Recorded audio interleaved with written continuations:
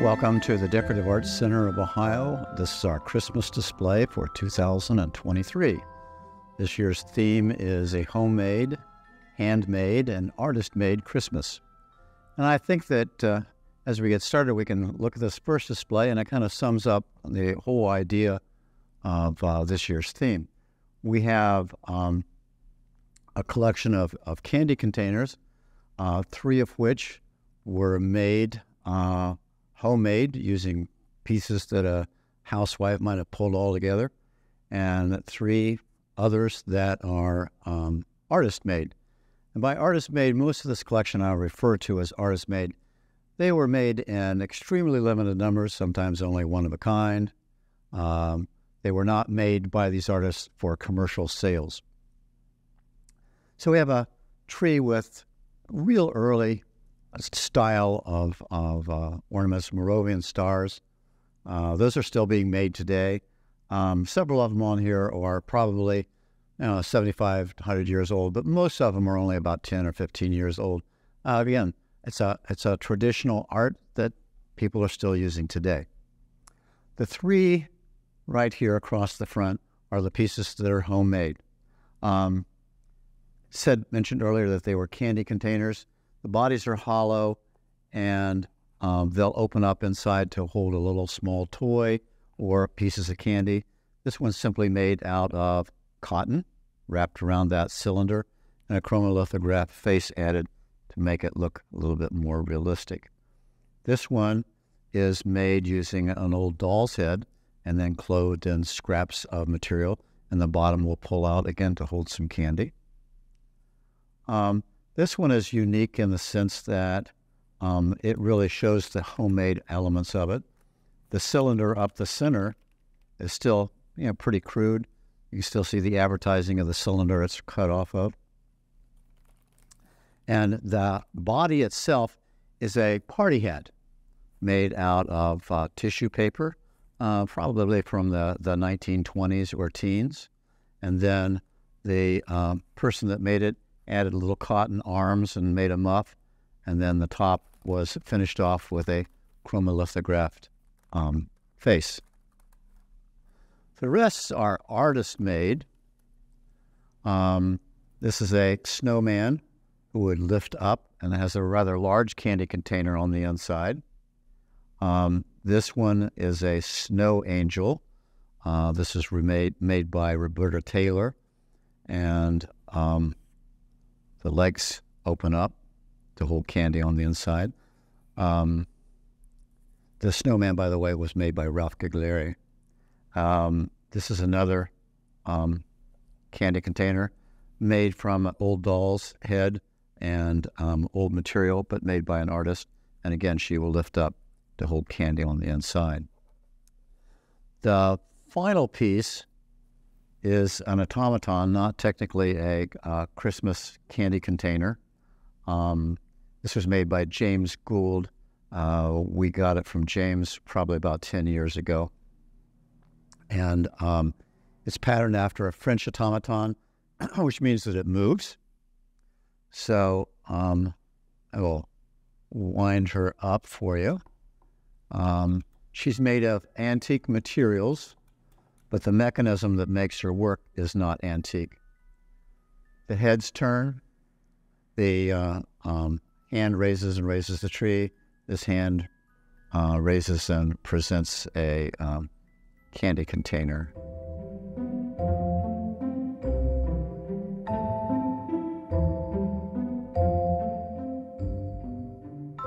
Under the glass dome here, we have a collection of nativity figures that were made by the Lahl, L-A-H-L family in Germany, about 1890.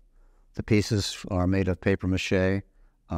They would all have been handmade and then hand-painted by that family.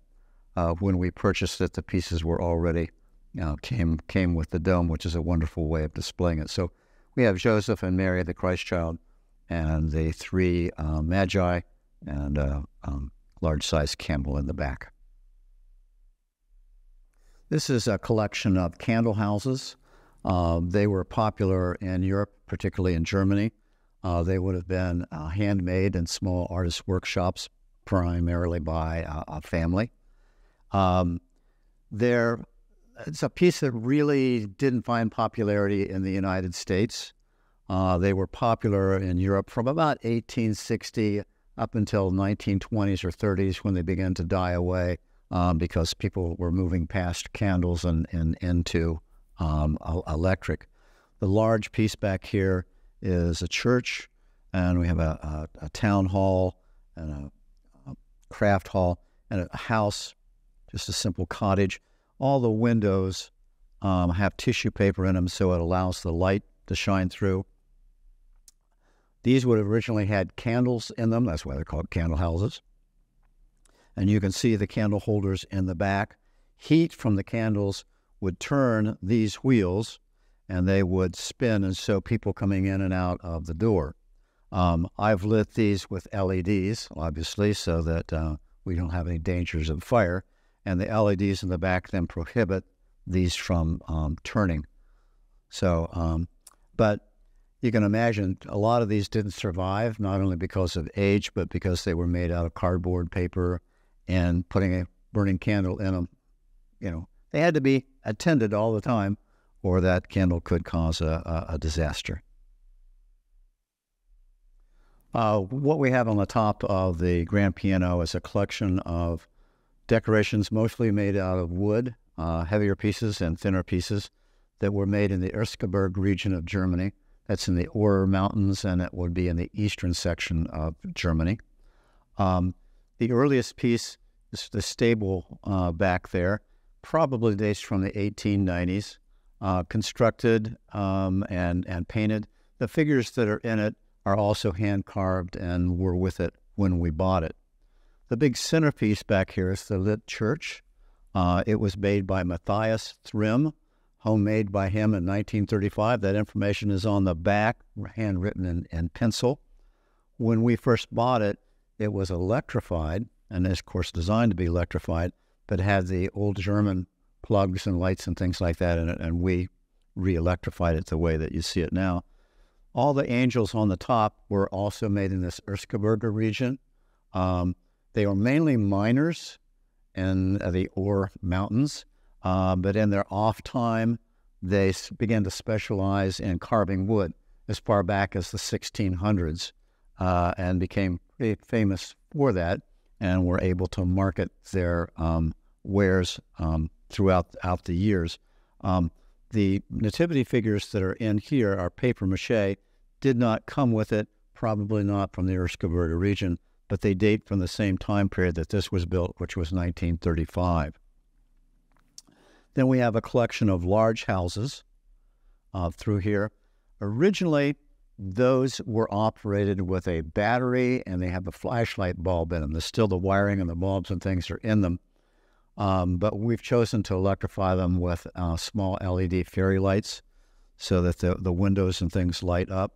Those were probably made in the late 30s, right before World War II, or right after World War II in the late 40s.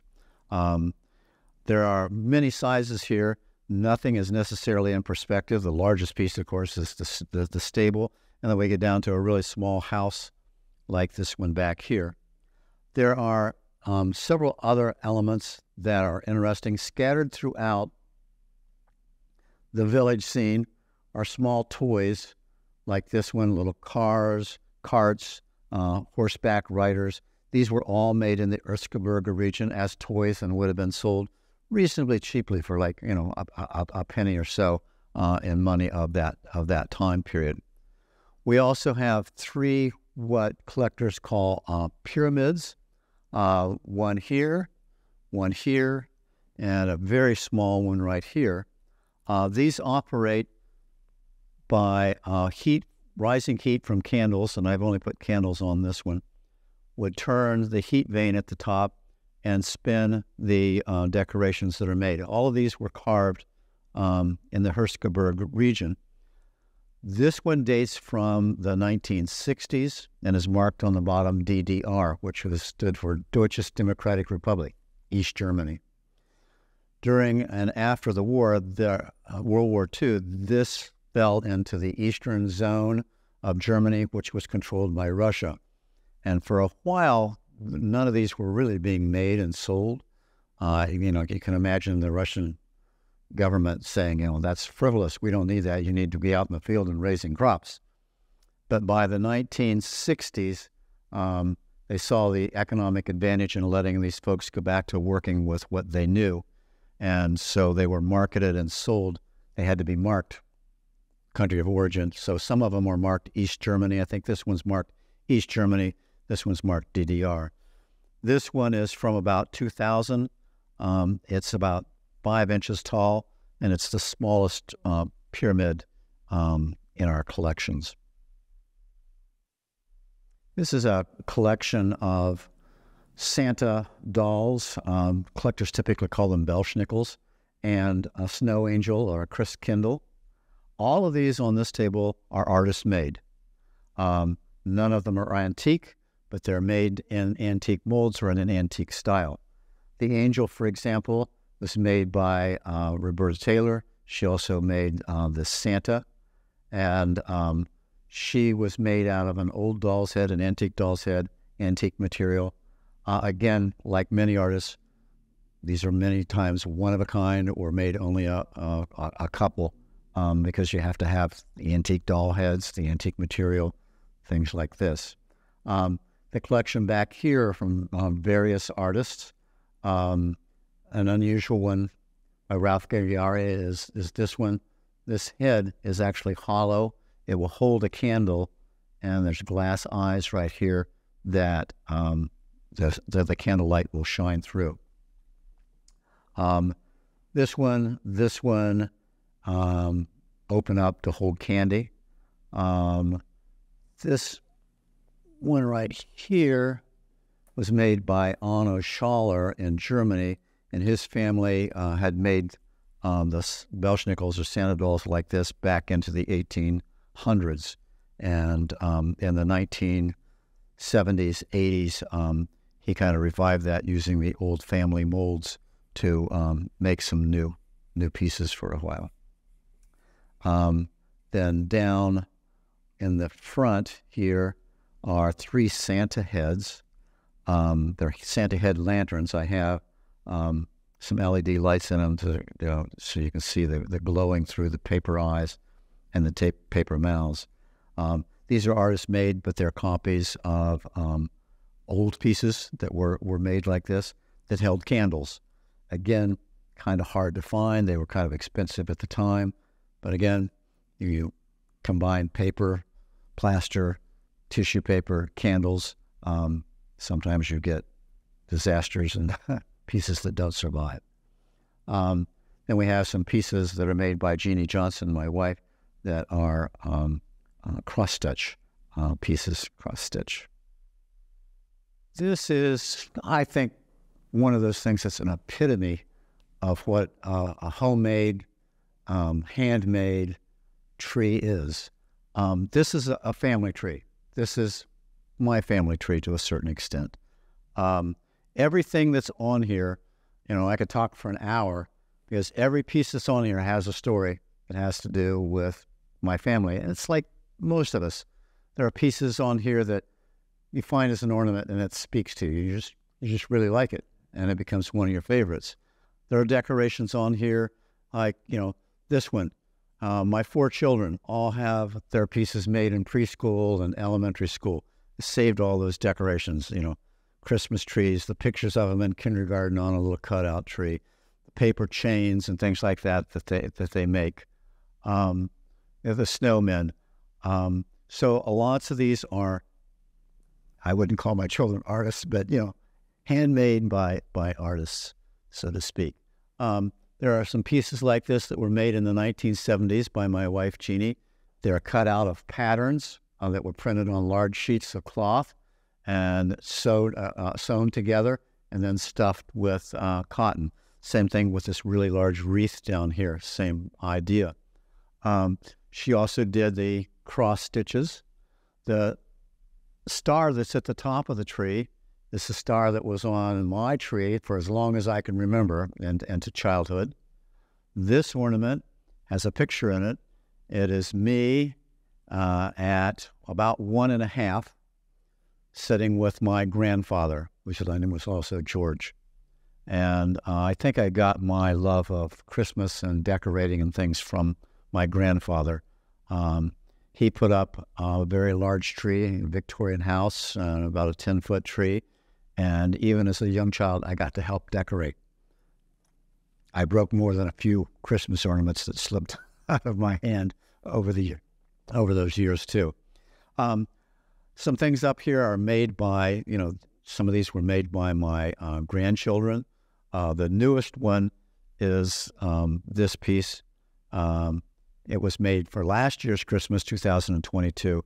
It's the handprint of my youngest grandchild, Natalie. And Natalie came up about a week or so ago to ride on her great-grandfather's horse. This hobby horse was made for my son Mark by his grandfather, George Homan. The hobby horse that's over here was made for my children, Melissa, Brian, and George, and it was made by their great-grandfather, John Hutchison. And the Lassie bear that's underneath us, that was the Lassie bear Christmas, where all the kids got a bear from Lazarus while it was still a downtown store in Columbus. So, like I say, pretty much everything on here. There's some that my wife Jeanne made. This piece is from my first Christmas in 1971, just married and doing my own tree for the first time. Bubble lights, we had bubble lights on the tree all during my childhood. The oldest decoration that I have up here is this banjo. This belonged to my grandmother, and she was given it one year when she was very young by her younger brother, Arthur. They were from a family of coal miners, lived in a small village, and he brought that home a couple days after Christmas and gave it to his big sister and said, "Look what I found, this really pretty ornament." She said, "Where did you get it?" He said, "It was in the garbage. It was in a trash can of this rich kid." And so every year during my childhood, when the tree went up at my grandparents' house, she would tell that story. And it was pointed to her because Arthur died before the next Christmas. So that was very precious to her. And she would tell that same story. And she would say, why would they throw something as pretty as that away? I don't know, Grandma. So as I began to collect in the 70s and 80s, I found out the mystery of Grandma's banjo. It was a candy container. They were made right after the turn of the century in 1910s, 1915, about the time my grandmother was a young girl. And the candy, the back of it opens up. There was candy inside of it. The rich kid, it's just a box now. I ate all the candy. It's just a box, like we threw away empty boxes, and he threw it away. Fortunately, there are some of those still around because other people saw them as great Christmas ornaments and saved them also. So when you make a trip in, I hope that you can enjoy, looking over our family tree. This is a image from a medieval Bible, one of the Gospels. It's an original piece of art. It's not, many hundreds of years old. It was inspired by that. It's the Nativity. It's artist made, and the artist has signed it down there. It also was the master for making a set of Christmas cards that were copied from this piece of art.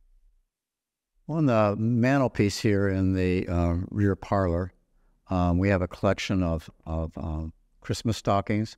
The ones from here down were made by cutting out the shapes of a large sheet that's displayed there on the couch, then sewing them together. These were made by the grandmother of my children, Phyllis Irene Hutchison, made these for her children, and so they kind of been passed through the family, and now my children use them. This one was made for my wife, Jeanne. It was made by her aunt, and it's interesting because she glued the J for Jeanne on backwards, but it was handmade by her.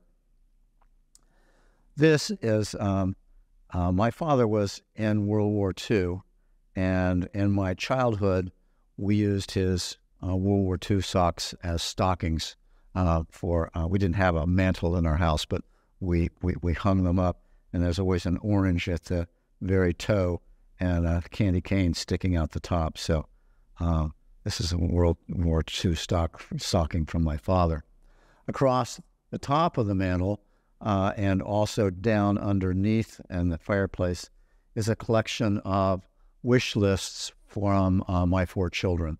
The ones up at the top, Melissa, George, Mark, and Brian, they were written at different times of their life. And these are a couple of the earliest ones. This one's kind of cute from my son, Brian. It's, it's big, it's printed, and he signs it, "I like you, Santa, Brian." A Christmas card made by Mark that the preschool teacher translated for him, and then he signed it at the bottom with a bunch of squiggly lines. Same thing at the bottom, more Christmas lists. In our family, we would leave the Christmas list out by the fireplace with a plate of cookies and a mug of milk. And in the morning, the cookies and the milk were gone, and so were the Christmas lists. Santa had come in and picked them up and left stuff and carried away the lists. This is a tree of glass ornaments. I've included flowers and plants and insects on here. There's a mouse up there, a little unusual. Large number of birds, a dog, a whimsical owl holding a stein of beer. Some pieces were made out of colored glass instead of clear glass, and they're not silvered on the inside. But all of these pieces, and they range from the 1890s into the 1990s, all of these pieces were made by hand. They would have been blown by hand, the blown glass, then silvered and painted by hand. There's some other things that are not glass. This is a butterfly made by a child. There's another butterfly on there from probably the 1870s that's made out of fabric. Up at the top, you see that blue flower with a hummingbird pulling the nectar out of it. It's only a very thin piece of glass that holds that hummingbird in place in front of that flower. There is on this tree someplace, and I'll let you hunt for it when you come to visit, there's a pickle which really doesn't fit into many of the other things, but it has its own legends and stories. Became popular during the 1990s to try and sell a pickle ornament. The legend is the child that finds the pickle ornament gets an extra gift. Doesn't explain why a pickle was made in the 1890s. Anything could get you an extra present. Think about it. Find the orange ornament, and you can have an extra present. Find the bird ornament, you can have an extra present. Find the angel on the tree, you can have an extra present. Why does it have to be a pickle? Well, during my research over the years, I finally found the solution. The solution is that pickles are made from cucumbers. Cucumbers are harvested, and in the period when you couldn't buy anything you wanted at any season from Walmart, you had to preserve food. So the cucumbers were preserved as pickles. They were put in, and they had to wait for about 3 months for that pickling process to take place. So Grandma's pickles were ready to take out of the vat and eat on Christmas Eve, one of the German traditions that pickles were eaten on Christmas Eve meals.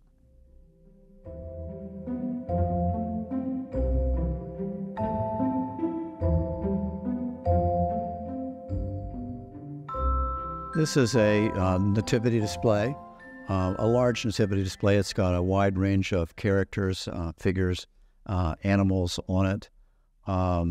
Most of these are from Germany. Some of them are Italian. I bought them because they were interesting.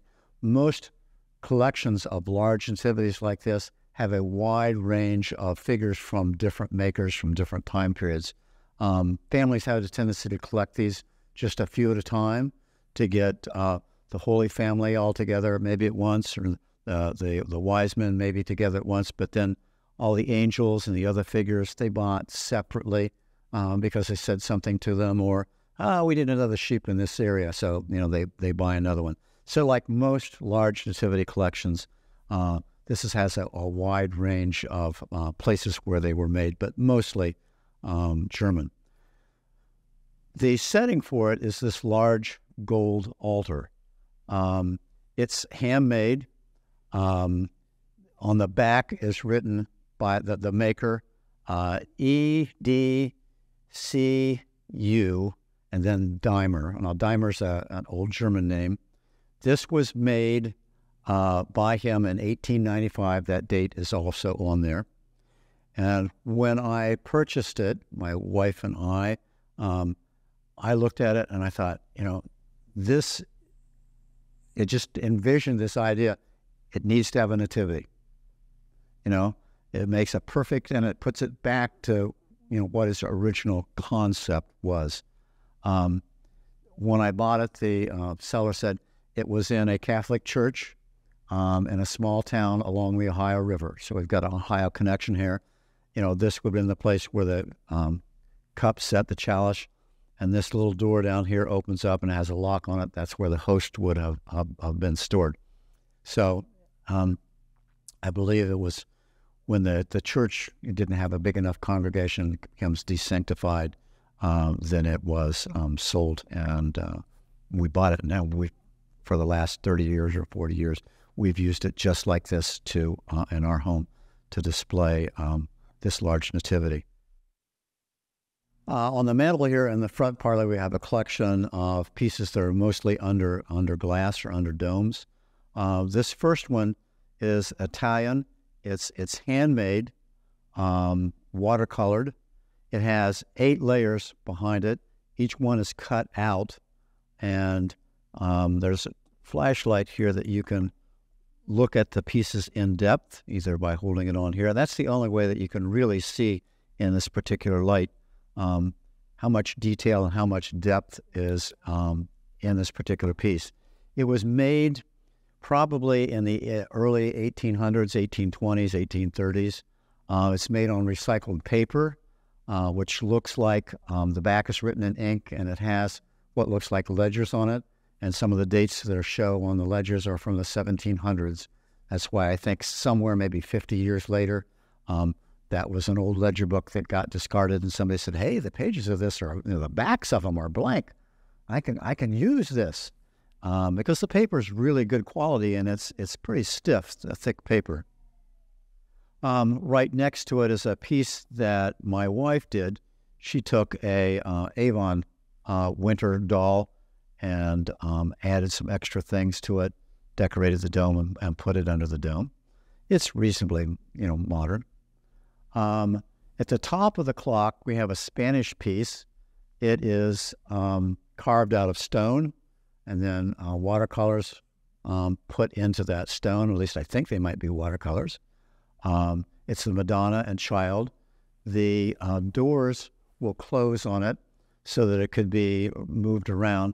I think it was probably used in a small altar or a small place to pray within the home.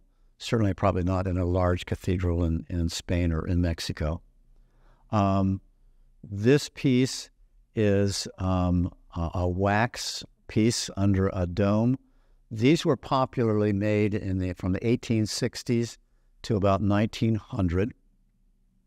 They were done in a large variety of sizes and themes, and this one has the Madonna and Child on it. I've seen this base. I've got like 3 of these, and they all have the same base, the same globe. Came as a kit, came with a small mold that you press this into, and then painted it and mounted it under the dome. About 1900, they started to lose interest in that and move on to other things. Right next to it is a dome that holds, these are blown glass pieces, but they did not use any kind of a mold.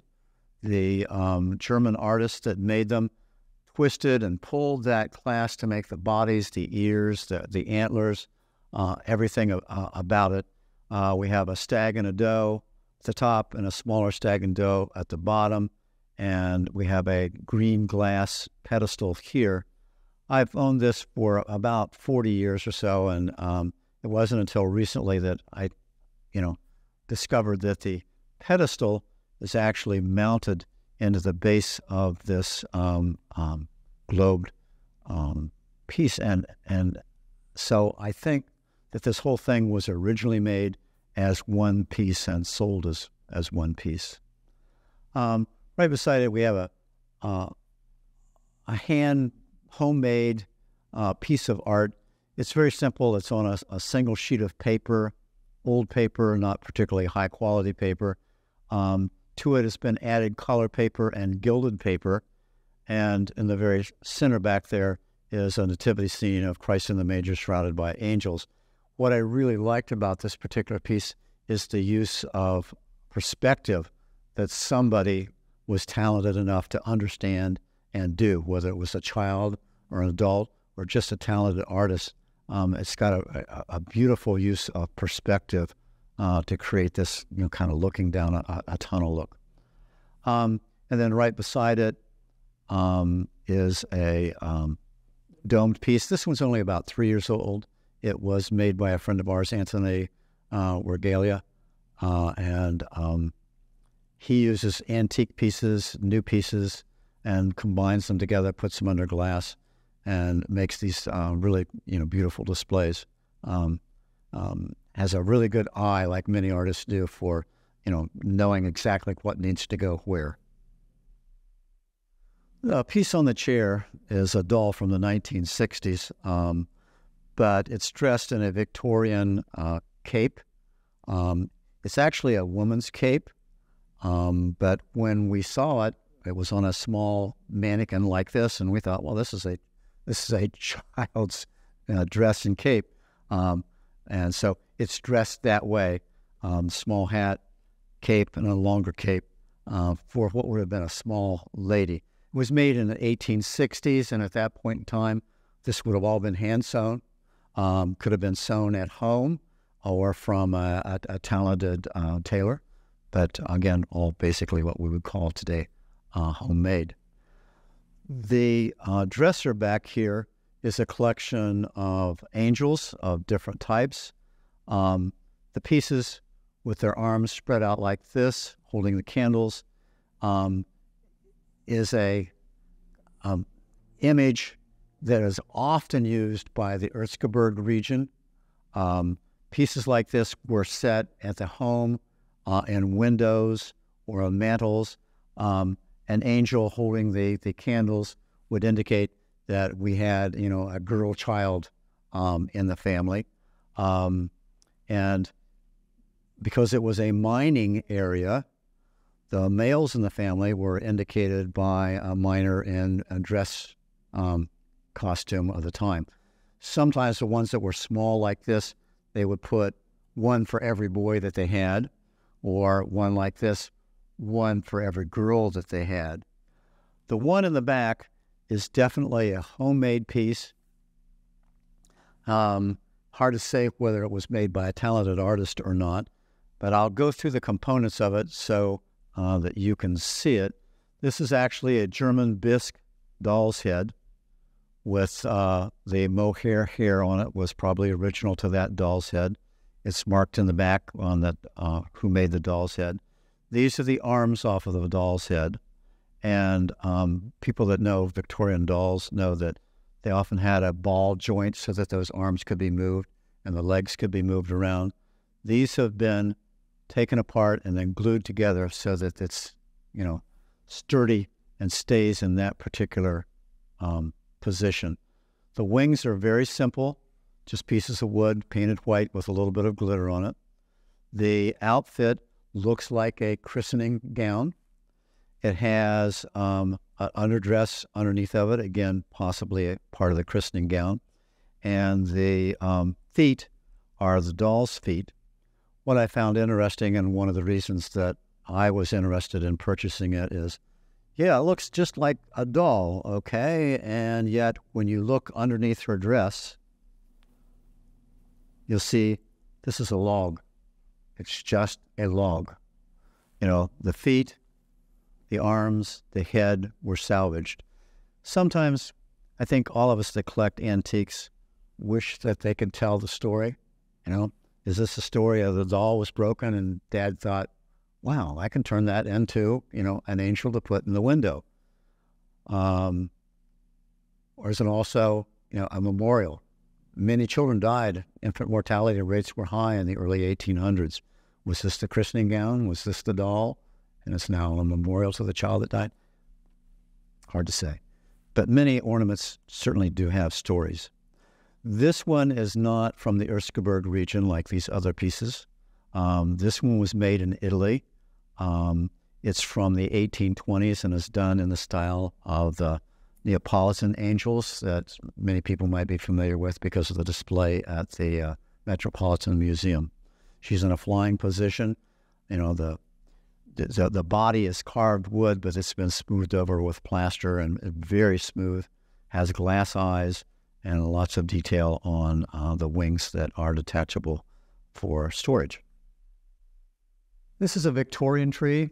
It would date the ornaments on this from 1870s up until about 1920, 1925. All of these are basically homemade. Most of them are made out of cardboard and cotton and fancy papers that could be bought at a stationery store. Back in the days when people used to write letters and send cards and things like that, you had stationery stores. So scraps, chromolithograph scraps like this could be bought there for, a penny or two. And then it's just got a cardboard back to it. And then the feet and the head all came together, but no body. You make the body out of cotton. That's a crying baby. Put a little ribbon on it. You have a really nice decoration that looks like it's professionally done. Others, are much more simplistic and maybe not as artistic as a piece of that, like the bell shape, and we just covered it with cotton that was dyed a pinkish color, and we just put all sorts of things on it. Sequins. There's a deer head, stag head on there. Merry Christmas written in, and a gold foil. Just all sorts of little things, and it really looks, that homemade look to it. This one's an interesting one. It's called The Gates of Heaven. This had a lot of talent in making it. Same basic concept of cardboard backing covered up with cotton and some tinsel. But when the doors open, and we've pinned them back so that they're open here, but these angels then come forward in a three-dimensional effect. One piece that my wife and I treasure because it has to do with why everything is here. This is one of our scrap pieces that a friend of ours, Marcia Rose, took and photographed and then put my face into the Santa. And down here is a young girl in a pink dress, and Marcia did the same thing by putting Jeannie's face into there. Marcia was instrumental in introducing us to Tom LaForte early on, in 99, 2000, and said, I got this friend that collects Christmas stuff, we could put on a Christmas display. And Tom LaForte contacted us, and we did. In the front hallway, we put up almost about a 12-foot tree wall with glass Santas. And for the next Christmas, he said, you got enough stuff that you can do 5 rooms? I said, yeah. He says, let's do a Christmas display in the upper gallery. And that's what started, a 23-year history of the Johnsons decorating here because of Marcia Rose. And so Marcia has since passed, but, we treasure these simple gifts from her. This particular piece is the oldest one that we have on display here. This is from a book of hours, which would have prayers for each hour of the day and go through the entire year with pieces out of the Bible and when the saints' days and things were. This is 1420. It was owned by Princess Hedwig of France. It talks about the arrival of the wise men going to Bethlehem. So this is part of the Bible that is from Matthew. This one is also from a book of hours from 1420, France, but not from this same particular book. This one is the calendar page. This would tell you this is December, and for this page, front and back, it will list all the saint days, all the feast days, everything that was important religiously, and everything that was really important would be written in red. And from this concept, we get the idea of our red letter day, this idiom that we use today, meaning something that's very important to us.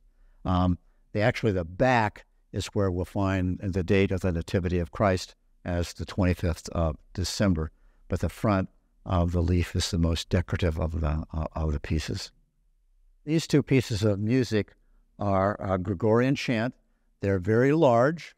They're for the choir, and you could stand back several rows back and still read the words and still see the musical notes and sing. Didn't have their individual books. These are all hand-done on vellum, animal skin, okay? And in red, tells you how important it is for the use of the fourth Sunday in Advent. These figures in this grouping in through here are Spanish, Joseph and Mary and the Christ child. Jeanne and I bought those in Spain when I was doing a presentation over there. They date to the early 1700s. The angel, the shepherd, and the boy shepherd are all also Spanish, dating from roughly the same type of time period, and we display them with it. This particular piece belongs to the Decorative Arts Center, but also is Spanish, dates from the same time period. Typically, the Spanish and the Italians, too, used the word santos. These are santos. They were saints. So matches up with the size, the time period, and everything like that with the display, but does not belong to the Johnsons. All right, this is an edible tree, the type of decorations that you would have found on a tree, from about the 1820s. Began to die out in the 60s, since 1860s and 70s, when the Victorian tree that we looked at a minute ago became much more popular. But everything on this tree was basically homemade, and it was designed to be consumed. That's why we call it an edible tree. So it's filled with fruits, like there's apples and pears on here. There's nuts on here, lots of cookies, gingerbread cookies, springerly cookies, just a wide range. There are small baskets that contain cookies and small nuts and plaques like this one up here, these two up here, which would have had held a thin bar of chocolate. Chocolate wasn't sold like bars like we have today. You would go to a bakery and you buy slabs and you could break it up and trim it down. And they made it look fancy by wrapping it in paper and ribbon. So about the only thing off of a tree like this that would be saved from year to year would be the angel at the very top. That angel dates from about 1810. On the table over here, we have a collection of some of the things that would be used to make the candies that went on to these edible trees at Christmas time. A gingerbread house that's back there was actually made by my grandchildren. It was one of those things. I bought the kit for them and said, listen, my display opens up the Friday after Thanksgiving. I want you to have this up so I can put it on display. And when you come in and you bring some friends in or something like that, you can say, we made that for my grandpa. So that's really a homemade one made by my grandchildren. On this table in the front parlor, we have the centerpiece is a German pyramid. You can kind of see by its shape why it was called a pyramid. This particular one was made in the 1930s. We know that because of the original shipping box back over there that has the stamps and the mailing information and address and all sorts of things on it. Heat from these candles, when they were lit, will turn this heat vane, and the figures on the inside all belong to the Christmas story, and they spin as the heat vane goes around. I've arranged these in kind of what I think is a chronological order.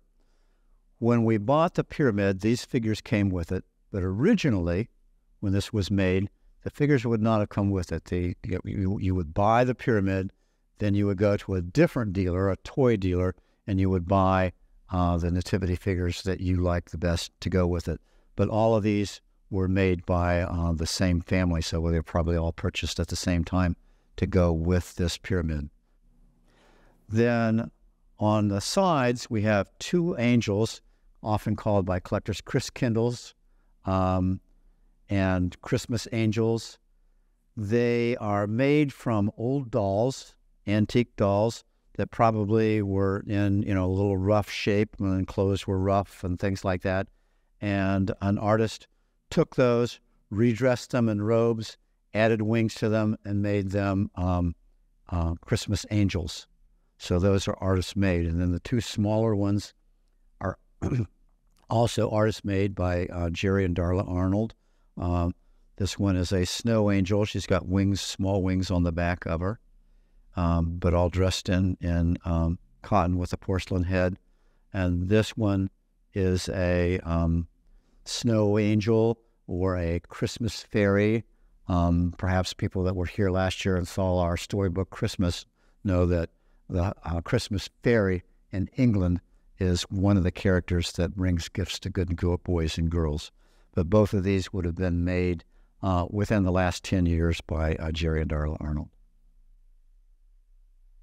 This is a collection of Santa and Mrs. Santa pieces kind of tucked away on one of the tables in the front parlor of the Decorative Arts Center. The Mrs. Claus and Santa were made by a friend of ours in the 1990s. She owned a craft store in Logan, Ohio, where we're from. And when she was shutting the store down, she gifted us with those pieces. She made all the clothing, and these were part of the faces and heads and things that she sold in the craft pieces. So it's got a little bit of specialness to Jeanne and I. This Santa is very different. When we talked in the other room about the sheets of material that you cut apart and made things out of at home, this was a Santa doll that came on a large sheet of paper cloth, and it was cut out, seamed it together, and then you stuffed it with something. This particular one is stuffed with sawdust. It's got the patent date on here of 1866, and for its age, it's in really good condition. So this is one of the older Santa Clauses that we have on display. These two pieces, to be honest with you, I had a spot here and I thought, I need something right there. What do I need? I need something really small. These happened to be setting out, and I looked at them and I said, that's just what I need. They're not homemade. They're not artist made. They're just cute. They're Japanese. They're 50s, 60s bobbleheads. Mrs. Claus, Santa Claus. The unique thing about them is that they have their lips pursed together, and as you pull them together, there are magnets in their mouth, and they will pull each other together and kiss.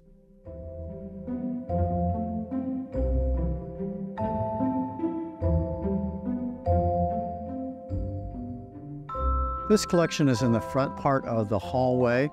We're going to start off with this tree of look like jeweled ornaments. They're really made out of lead and tin. The newer ones are made out of strictly tin because, of course, lead is kind of a toxic material. These are feather trees that they're displayed on. This one was made by the Twins Feather Tree in Cincinnati, Ohio. The one over here that we'll get to in a minute was made by Dennis Bauer, also of the Dayton-Cincinnati area. So they're made like the old ones, but, more recent. These are probably about 15 or 20 years old.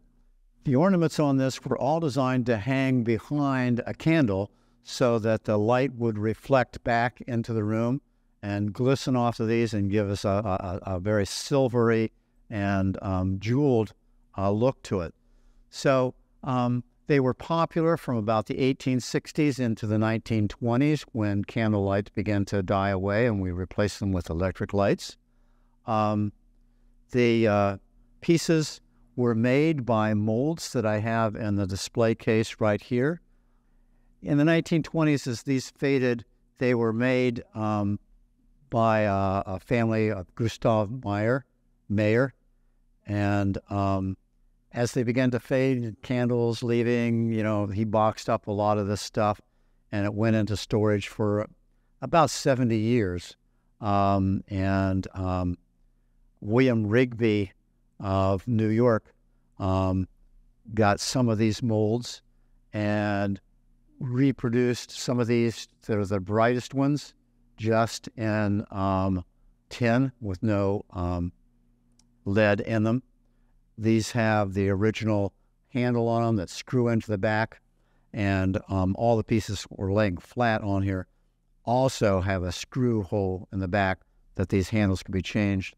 The tin is melted into a pot, and then gently you dip using that handle into it, gathers up onto the mold, you let it dry, and then you can take it off and you trim away the excess, and then you can put some colors into this so that makes it look like gemstones. But the gemstone effect is created by the glass gems that are in here. Those are really finely cut and give a really crisp detail to the pieces. Underneath this tree is written in German that these are good luck figures. These are also metal. And what you did is you took the spoon, you held it over a candle, and these pieces are solid lead. And you melted the pieces into the spoon and then poured it into a cup of cold water. And then you tried to divine what the symbols or the design that the melted wax had inside. Each of these has a little piece of paper that tells you what this particular piece was. I think this is a thimble, so it probably had to do with, what will your home life be like. Some of them had money bags that would divine what your, that the next year would be like in terms of financially for you. So again, melted them in the spoon, dropped it into cold water, and tried to decide what the message might be from the design that was in the cold water. But these were things that were primarily used between Christmas and New Year's. In very ancient times, it was considered to be a time outside of time that you could, interact with the other world, the spirits or whatever, and give you a little bit of a glimpse of the future.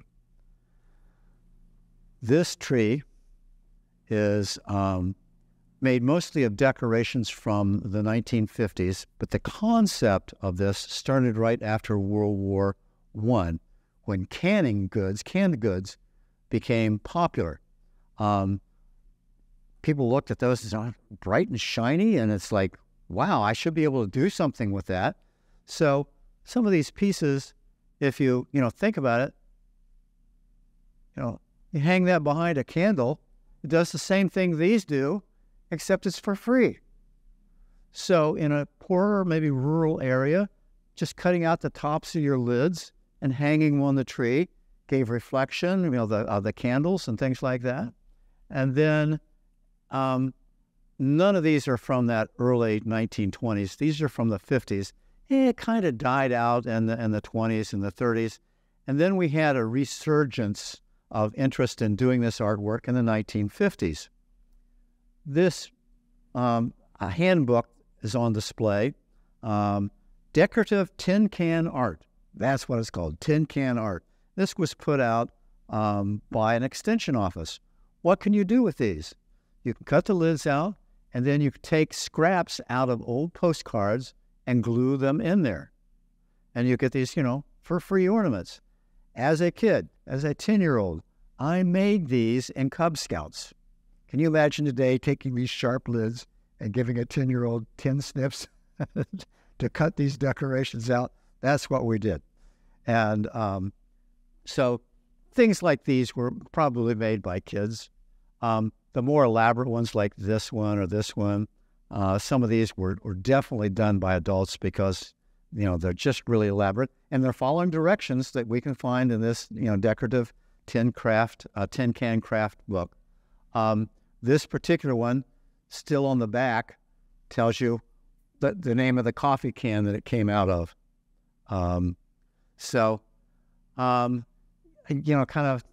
Things old, there in 1917, 1918, and 40 years later, we come back to it as a home craft of something that you and your children can do together.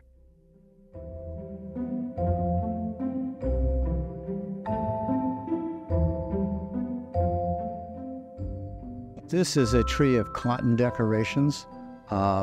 They began to be marketed about the 1870s, 1880s. They're a spun cotton around a metal armature that can help give them some shape. Others are simply kind of flat and wrapped in cottons. This is a combination of both antique cotton pieces and artist-made cotton pieces. This lady over here is an example of an old one. This gentleman up here is an old one. And some of the newer ones, like the clown right here, kind of on a swing, that was made by Jerry and Darla Arnold. The tree itself is a feather tree, actually made from goose feathers. It goes down inside the creche. A lot of times we've displayed this piece with using nativity figures down there. But the tree and the creche piece were made by Sharon and Karen Shields of the Twins Feather Trees in Cincinnati. The Holy Family back here was made by a local artist here, Rebecca Dungan. One of the things that she really likes to do is find old magazines from even into the 1800s, but more in the 50s and 60s and 70s that have home crafts, things that you can do. So these are handmade, and she follows the directions, and here's the original piece out of the magazine talking about making the Joseph and the Mary and the baby Jesus. But a very nicely done piece based on images out of magazines. On this table, we have a collection of coat pins. Again, these were probably popular in the 60s and 70s. These are made from directions from that time period, more recently by Rebecca Dungan, again, as the artist. These would be put on your coat or on your blouse as you're going out for parties and things during the Christmas season. On the mantelpiece here in the rising room, we have a collection of what collectors sometimes call push pin ornaments, because you took a long pin and pushed a bead or a sequin into a styrofoam ball. What's unique about a lot of these is that they actually used real pieces of jewelry to make it, as opposed to kits, which had the sequins and the plastic beads and things like that in it. This is another piece that is made up of broken jewelry out of Grandpa's box, probably. This ring at the top is actually the ring out of an old window shade. This piece and the one at the far end were treetops that were sold commercially to go with a tree like the we're calling the jewel tree. This piece and this piece, I think, were probably done by artists and not by your mom, dad, grandma, grandpa type of thing. They have real jewelry on it, but it's not broken pieces of jewelry. I think somebody has either taken some things apart or bought findings and things like that. Those were probably sold in a boutique type store as a high-end alternative to some of the more common pieces. This is a magazine put out by Gloria Vanderbilt talking about how you can decorate at home. And this is the tree that she shows. Again, this is a piece by Rebecca Dungan, where she's kind of duplicated it with pieces of her own, from memories and things that she's collected and such and like. Along through here, we have a collection of sparkly and spangled stockings. These four at the ends were probably homemade. This one was a commercially made one, but again, with sequins and things to go along with this time period and the trees like this in the 1970s. As I switch to the other side, this particular piece I like because it's so ugly that it's beautiful. Broken jewelry. This, again, I'm pretty sure is a grandma made, a brooch here, probably an old earring here. Most of it is made up by Japanese beads from a string probably in the 1950s that got broken. And again, just all pushed into a styrofoam ball. These pieces made up of jewelry and exceptionally large. Typically, we think of, the balls we'll see on the tree in just a moment, of being about baseball size. And we got a really large one here. This one is made up of broken jewelry. This one is made by an artist. And again, it's a snowflake, but it's made from broken jewelry. But some very beautiful piece. On the desk here in the Rising Room, we have a collection of how these ornaments from the 60s and 70s were made. Again, sometimes they're called pushpin ornaments, sometimes called jeweled ornaments, and sometimes faux Fabergé. But they all started off with one thing in common, that was the styrofoam balls, and then large pins pushed in broken bits of jewelry, or in the case of kits, they provided all the beads and all the little jewels and things that you would need to make it. I have 1, 2, I think 7 kits here on display that would come from the 60s and 70s. And in several cases, the decorations that were made by them. Another thing that people did creatively with broken jewelry pieces in this same time period was to make these Christmas tree shapes and then fill it with, again, mismatched earrings, broken jewelry, things like that. Well, again, started in the 1940s, but became most popular in the 60s and 70s. And interestingly enough, somebody had the foresight on these to cut out holes in the design and actually insert small lights to light it up. Here in the Rising Room, this is kind of what you might call the piece de resistance. It's a tree covered with those ornaments from the 1960s and 70s that, again, collectors call pushpin or faux Fabergé or jeweled ornaments. I've got a piece right here that really kind of signifies that. It's Christmas cards, and they call it jewel trees. And they sparkle just like these with, you know, the balls and the sequins and things like that on it. So within period, they were also calling them jeweled ornaments and jeweled trees. Most people are familiar with some of these shapes, the round balls with the beads and the spangles and sequins and things in it, but they don't necessarily see all the different types of shapes and sizes and quality of the pieces that were made until you have a large collection like we have here at the Decorative Arts Center. We have some very simple pieces that were probably made in Cub Scouts or Girl Scouts or maybe in elementary school to go home and put on the tree. And we have some very large and elaborate pieces that were probably made by artists or certainly talented mothers, daughters, you know, family members that were not made from kits.